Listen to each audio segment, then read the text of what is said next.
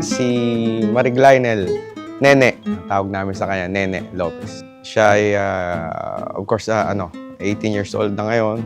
Nandito kami para i-celebrate yung debut niya kasama ng pamilya, mga kaibigan, mga kaklase niya.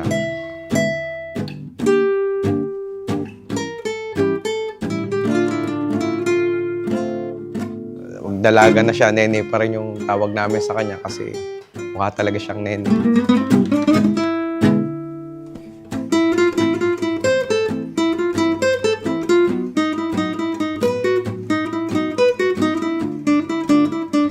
First of all, I want to congratulate you for making this far, for surviving and winning those silent battles. And I'm always proud of whatever you achieve in your life. And for this year, I wish for you to have a blast and make this year yours. Enjoy your remaining years as a teenager, explore new things, let yourself be free of those burdens, and love yourself more. And always remember that whatever happens, you'll always have me. You'll always have us. And again, happy legality, Lionel. Love you so much and will forever be proud of you.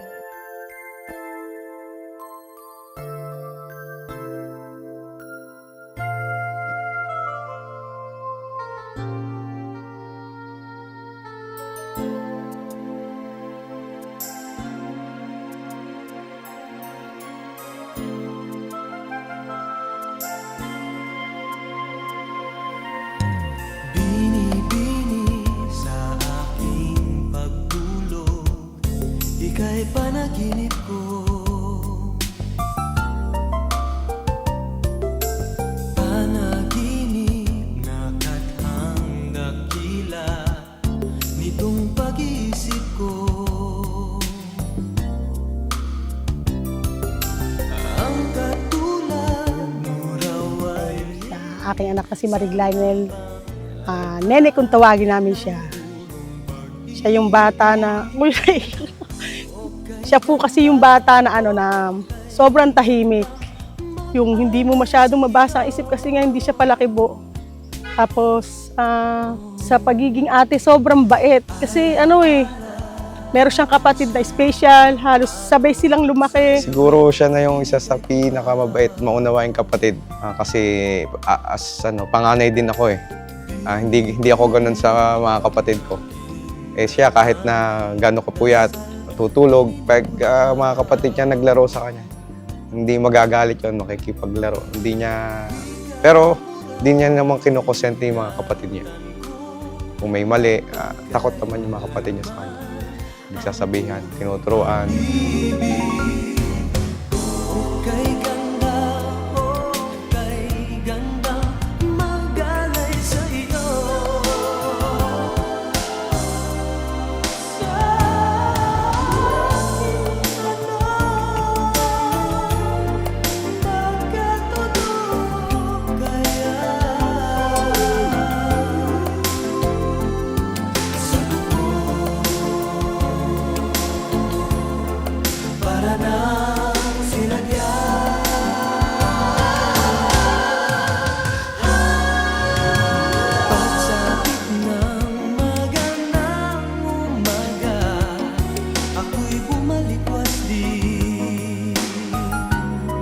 Basta ang like ko lang masabi, yung mahal na mahal niya yung kapatid niya special.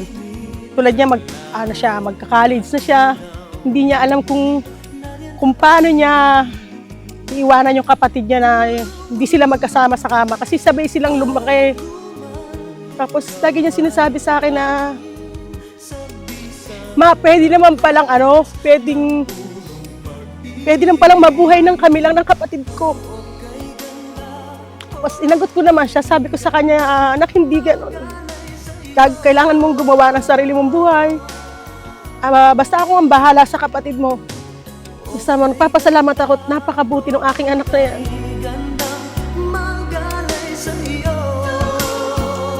Pasensya ka na kasi hindi ko nasunod yung sabi mo, simple lang celebration. Pero eto, masyado lang kasing proud si daddy. Kaya hindi namin pasimplihan kasi gusto kong makita ka ng relative ni daddy, relative ni mama, kung gaano ka kaganda sa dibu mo.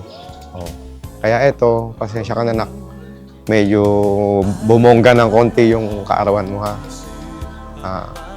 Mahal na mahal ka namin ng mga mama, ng mga kapatid mo.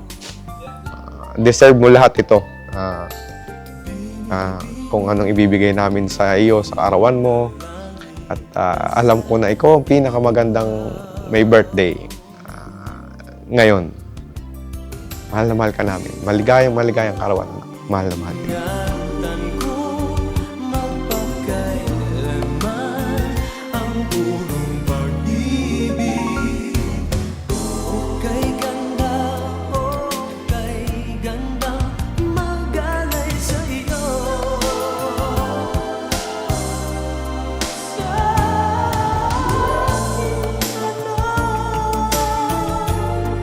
magkatotoo kaya.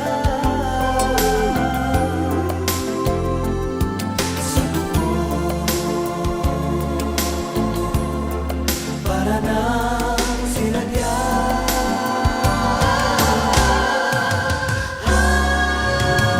Pagsapit ng magandang umaga, ako'y bumalik wasdi. Nak, happy birthday. Mag-enjoy ka ngayong kaarawan mo. Mahal na mahal kita. At natunaw, ngunit nariyan ka pa rin. Lionel, nawa ay maging malaya ang iyong puso sa pag-abot ng iyong mga pangarap. Ang pagsalubong sa kaarawan mo ay ang pagbubukas mo ng pintuan sa isang daigdig na napupuno ng posibilidad. Huwag kang matakot na abutin ang iyong mga pangarap at palaging tandaan na nandito ako bilang isang kaibigan na laging handang sumuporta sa iyo.